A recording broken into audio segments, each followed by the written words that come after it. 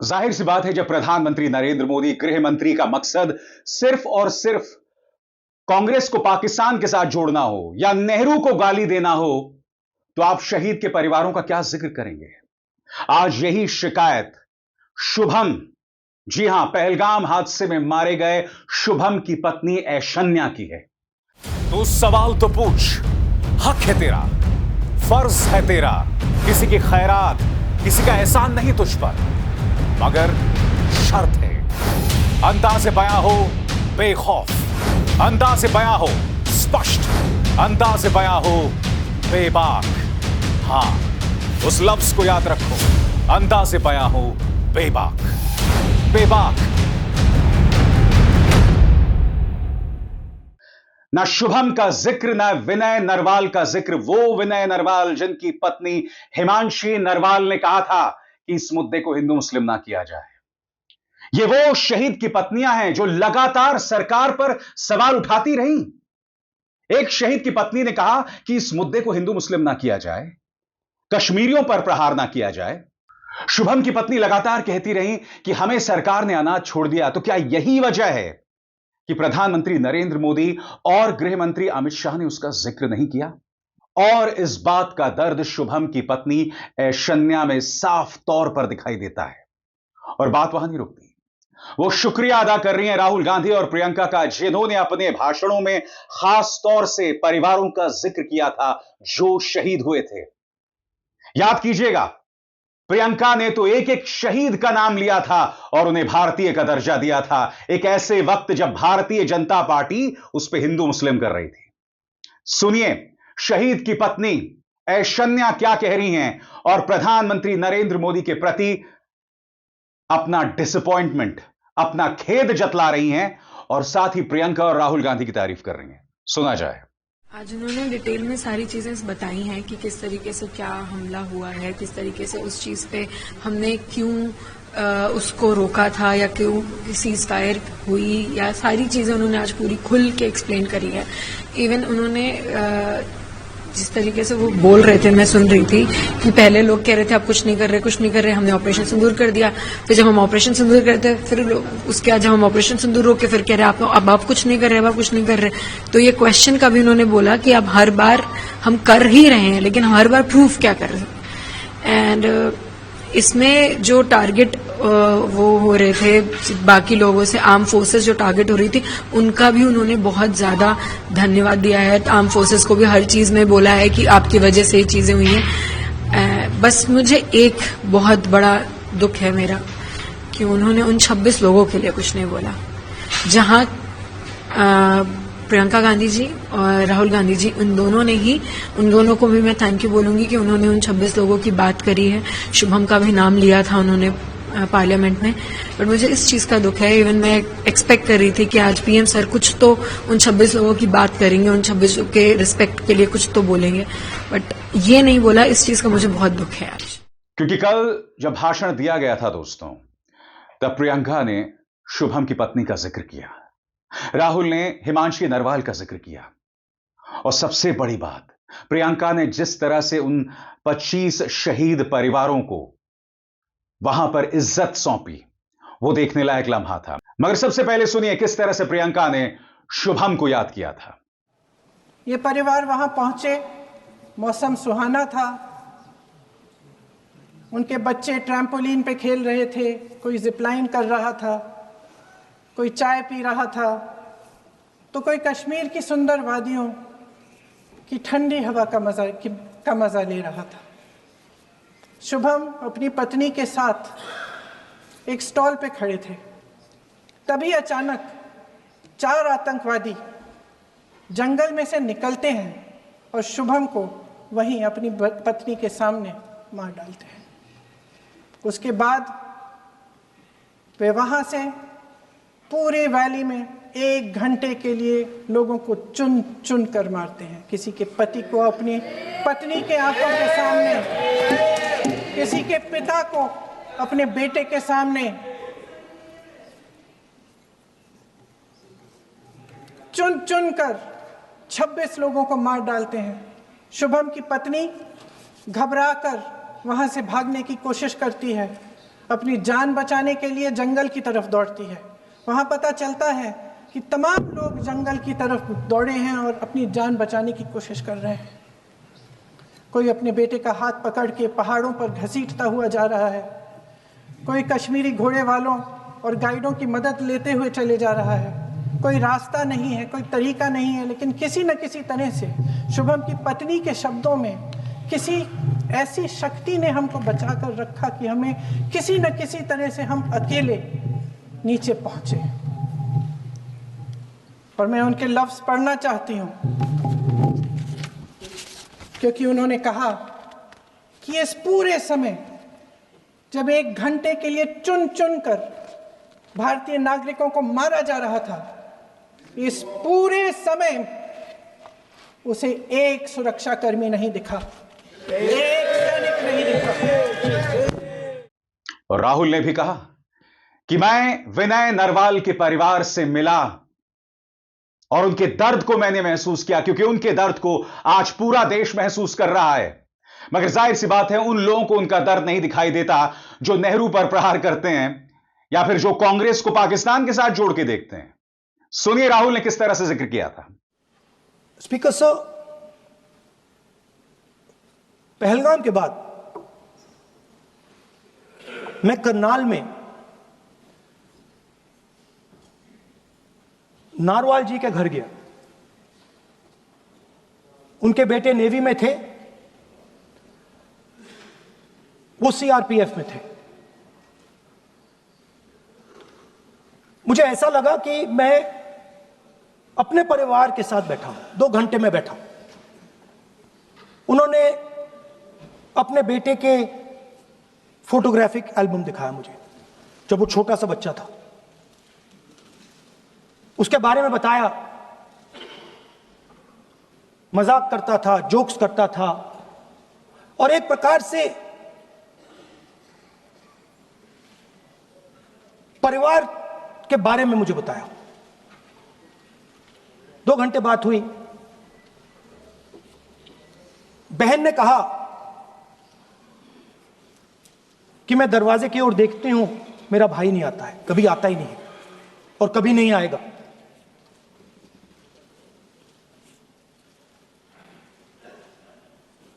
उसके बाद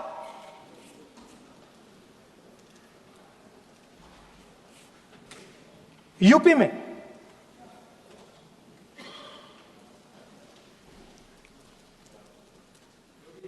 दूसरे परिवार से मिला।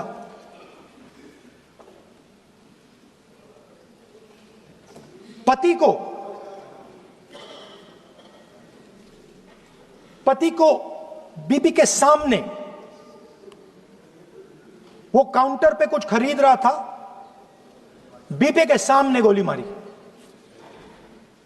दर्द होता है, हर हिंदुस्तानी को दुख होता है, दर्द होता है।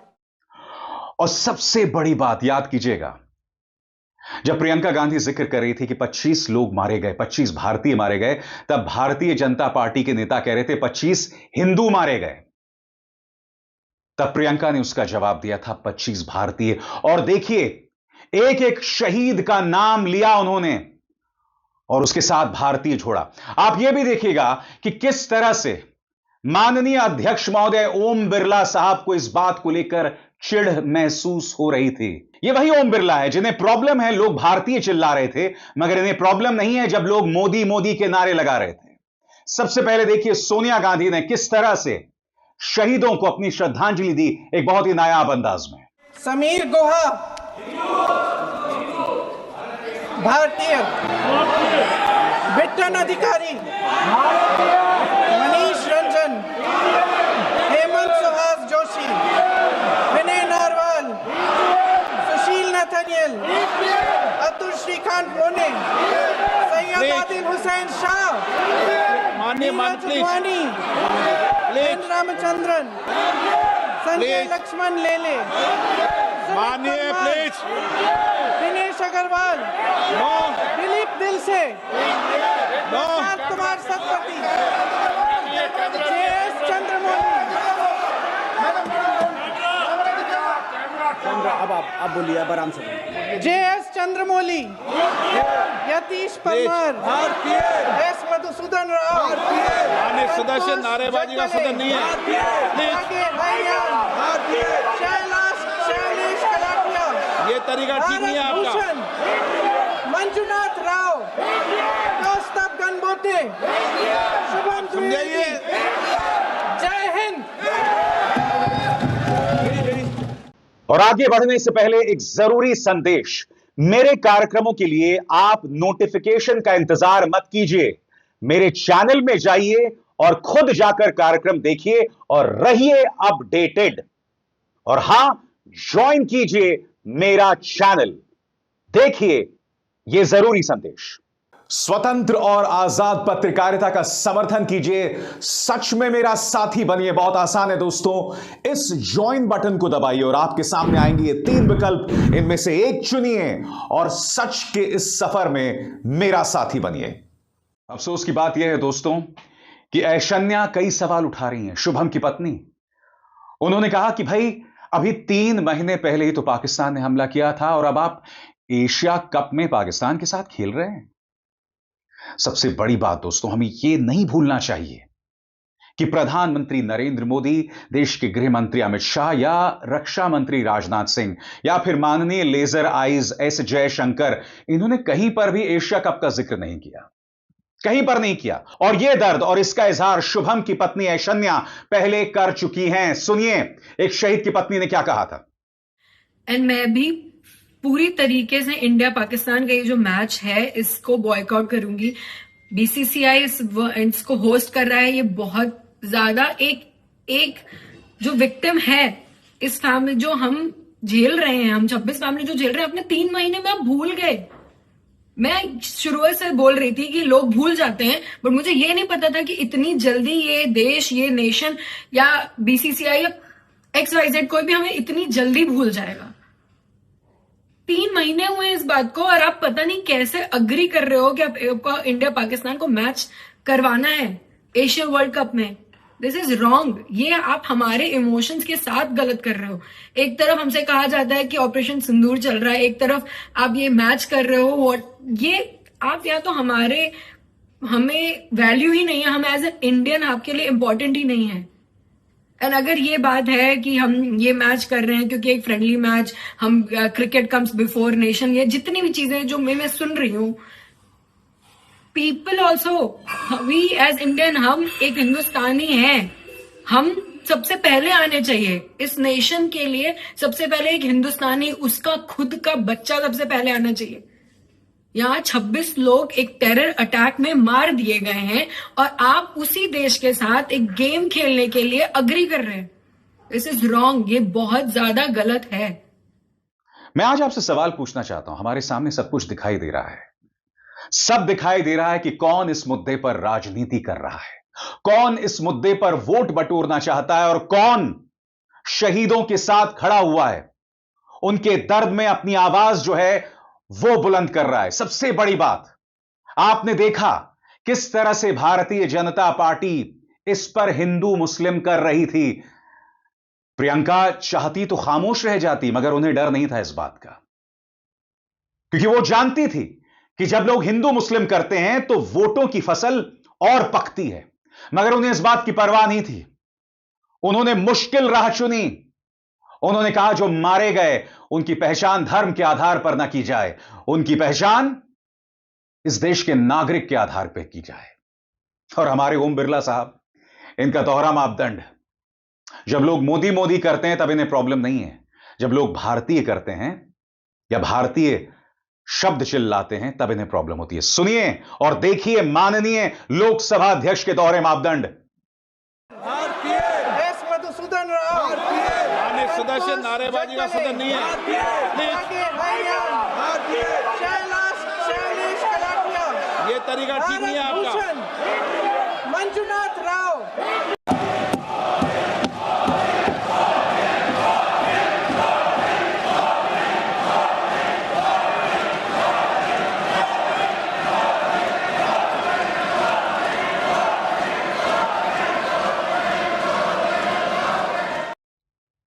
ऐसा नहीं है कि शुभम की पत्नी ने प्रधानमंत्री का धन्यवाद नहीं दिया, मगर उन्होंने प्रधानमंत्री के ही शब्दों को दोहराया कि प्रधानमंत्री ने सभी सवालों के जवाब दिए, मगर उनके अंदर कसक वही थी कि प्रधानमंत्री ने हमारा नाम तक नहीं लिया।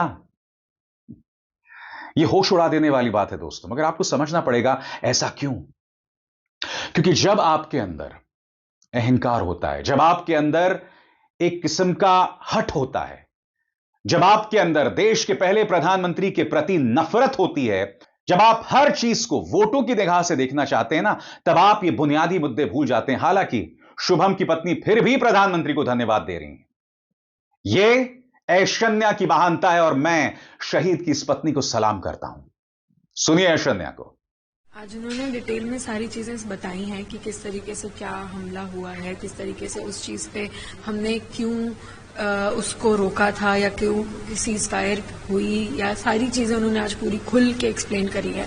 इवन उन्होंने जिस तरीके से वो बोल रहे थे, मैं सुन रही थी कि पहले लोग कह रहे थे आप कुछ नहीं कर रहे, कुछ नहीं कर रहे, हमने ऑपरेशन सिंदूर कर दिया। फिर जब हम ऑपरेशन सिंदूर करते फिर उसके बाद जब हम ऑपरेशन सिंदूर रोके फिर कह रहे अब आप कुछ नहीं कर रहे, अब आप कुछ नहीं कर रहे। तो ये क्वेश्चन का भी उन्होंने बोला कि अब हर बार हम कर ही रहे हैं, लेकिन हम हर बार प्रूफ क्या कर रहे हैं। एंड इसमें जो टारगेट वो हो रहे थे बाकी लोगों से, आर्म फोर्सेस जो टारगेट हो रही थी, उनका भी उन्होंने बहुत ज्यादा धन्यवाद दिया है। आर्म फोर्सेस को भी हर चीज में बोला है कि आपकी वजह से ये चीजें हुई हैं। मैं दावे के साथ कह सकता हूं, कोई प्रचार तंत्र, कोई गोदी मीडिया का गुर्गा, कोई नहीं कहने वाला कि प्रधानमंत्री ने एक बार भी शुभम की पत्नी विनय नरवाल किसी का जिक्र नहीं किया। उन 26 परिवारों का नाम वो भी ले सकते थे, उन शहीदों का नाम वो भी ले सकते थे, मगर किसने किया? प्रियंका ने। क्या प्रियंका इस देश की प्रधानमंत्री है? नहीं है। क्या राहुल गांधी इस देश के प्रधानमंत्री है? बिल्कुल भी नहीं है। आप जवाबदेही मांगते हैं तो किससे मांगते हैं? राहुल और प्रियंका से। और वो जब सवाल खड़े करते हैं तो उसे पाकिस्तान के साथ जोड़ दिया जाता है। यह अपने आप में कितना दुखद है, कितनी बड़ी त्रासदी है। मैं फिर आपसे पूछना चाहता हूं, जो सवाल विपक्ष उठा रहा है उसमें क्या गलत है? कौन सा पाकिस्तानी परस्त सवाल है? क्या शुभम और विनय नरवाल का नाम लेना पाकिस्तान के पक्ष में है? और सबसे बड़ी बात, जब प्रियंका ने कहा था कि 25 लोग मारे गए थे, 25 भारतीय मारे गए थे, तो भाजपा के सांसदों ने क्या कहा? हिंदू। अरे यही तो पाकिस्तान चाहता था। जब वो मार रहा था तो धर्म के आधार पर मार रहा था। वो चाहता था कि यही संदेश लेकर हम भारत की तरफ जाएं, बाकी भारत की तरफ जाएं और देश में दंगे भड़क जाएं। यही तो वो चाहते थे ना। और सबसे बड़ी बात, पाकिस्तान या उन आतंकवादियों के जो तेवर थे, माफ कीजिएगा, भारतीय जनता पार्टी के सांसद उसमें सुर में सुर मिलाते दिखाई दिए। इससे बड़ी त्रासदी क्या हो सकती है? मगर इन्हें क्या परवाह है? इन्हें क्या परवाह है? इनसे कोई सवाल नहीं करेगा। व्हाट्सएप ग्रुप्स के जरिए इनका झूठ, इनका आधा अधूरा प्रचार, इनका अर्ध सत्य आगे फैलाया जाएगा कि कांग्रेस पाकिस्तान परस्त है, कोई सबूत नहीं है। और चीन को लेकर तो बात ही ना की जाए। चीन नाम लेने की हिम्मत नहीं है इस देश के प्रधानमंत्री, रक्षा मंत्री और गृह मंत्री। हां, कांग्रेस को गाली देना होता है तब चीन का नाम लिया जाता है। वैसे हिम्मत नहीं है उन लोगों में जो एक जमाने में कहा करते थे कि भैया चीन को लाल आंख दिखानी चाहिए। अभिसार शर्मा को दीजिए इजाजत। नमस्कार।